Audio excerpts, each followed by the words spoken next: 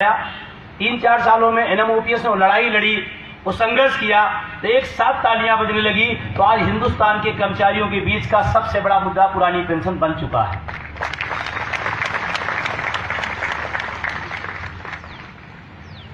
और कल से मैं आया हूं, बहुत ज्यादा गुजरात के बारे में सुना, 20 सालों से सुन रहा हूं, प्राइवेट गुजरात, 20 सालों से गजब गजब के यहाँ आयोजन होते हैं। प्राइवेट गुजरात, 2 दिन में पता चल गया है प्राइवेट गुजरात। 20 साल से मैं ही जानता था, 2 दिन में दृश्य ही बदल गया। तो बहुत सारी बातें हो गई हैं। हमारा मुद्दा भी सबसे लास्ट में रहता है और हमारा नंबर भी सबसे लास्ट में रहता है। आप भी जल्दी में हैं जाने के लिए। कितने साथी हैं कि जल्दी निकलना चाहते हैं? जो साथी अगर जाना चाहते हैं तो बिल्कुल जा सकते हैं, जिनकी ट्रेन छूट रही हो वो जाएं। लेकिन अगर ट्रेन के चक्कर में आपकी पेंशन छूट जाएगी तो बहुत दिक्कत करेगी। ट्रेन तो दोबारा पकड़ लेंगे नहीं, पेंशन दोबारा मिलेगी। तो पेंशन चाहिए या ट्रेन पकड़नी है? क्या चाहिए? दोनों हाथ ऊपर करके बताएंगे क्या चाहिए, ट्रेन चाहिए या पेंशन? क्या चाहिए? क्या चाहिए? पेंशन। ये साबरमती है, ये गुजरात है, ये अहमदाबाद की नगरी है जहां लोग चिल्ला रहे हैं माननीय प्रधानमंत्री जी आपका शहर है, आपकी धरती है, यहाँ के लोग कह रहे हैं पेंशन चाहिए। और मजे की बात आपसे बताऊं मैं, इस सरकारी व्यवस्था ने तो हमारी आपकी छीन ली है, लेकिन प्रधानमंत्री की पेंशन है। गजब का देश है। ये छोटा कर्मचारी जो बैठा हुआ इसको पेंशन नहीं है, लेकिन इस देश के प्रधानमंत्री इतने गरीब हैं, थे, है तो नहीं। क्या बात बोला आपने। चाय वाले, ज्यादा नहीं बोलना ठीक है, नहीं तो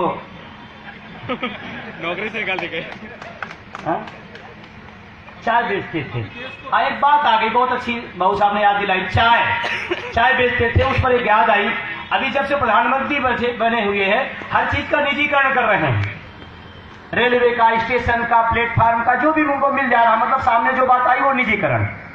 मुझे एक दिन एक अचानक बात समझ में आई कि अगर जो व्यक्ति पूरे हिंदुस्तान में घूम घूम के बोला कि भाई चाय बेचने वाला प्रधानमंत्री बन गया, ये लोकतंत्र की विशेषता है, ये खासियत है भारत की प्रजातंत्र का, लोकतंत्र का।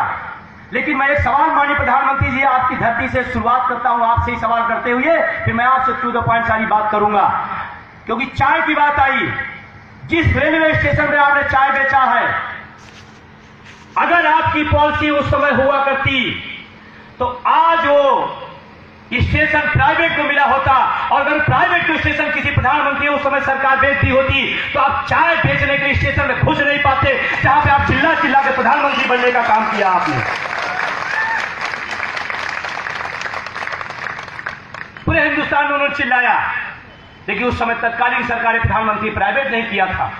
नहीं, मैं आपको दावे के साथ कहता हूं, अगर वो अडानी के नाम स्टेशन होता तो आपके पास जूती चप्पल भी नहीं थी और आप स्टेशन पे घूमने की हिम्मत नहीं दिखा सकते थे। ये हिंदुस्तान के लोकतंत्र की जीत थी। ये दुर्भाग्य है, उस दर्द को आप भूल गए हैं।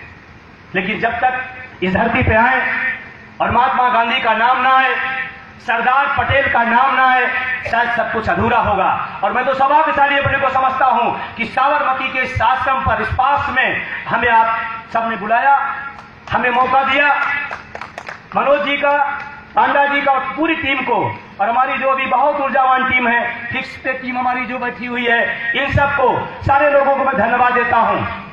और आपको याद दिलाना चाहता हूं, ये वही जगह है 1917 में जब साबरमती में महात्मा गांधी साहब ने इसको आश्रम के रूप में बनाया था। आज 102 वर्ष पूरे हो गए इस साबरमती आश्रम को बने हुए। 1917 में महात्मा गांधी ने साबरमती से शुरुआत किया था और आज हम 102 वर्ष पूरा कर रहे हैं उसको। ये साबरमती वही जगह है जहां हिंदुस्तान की पूरी राजनीति, हिंदुस्तान का पूरा राजनीतिक लड़ाई यहीं से तय हुआ करती थी। 13 साल महात्मा गांधी इसी साबरमती से हिंदुस्तान के पूरे आंदोलन का नेतृत्व किया था। ये वही साबरमती है।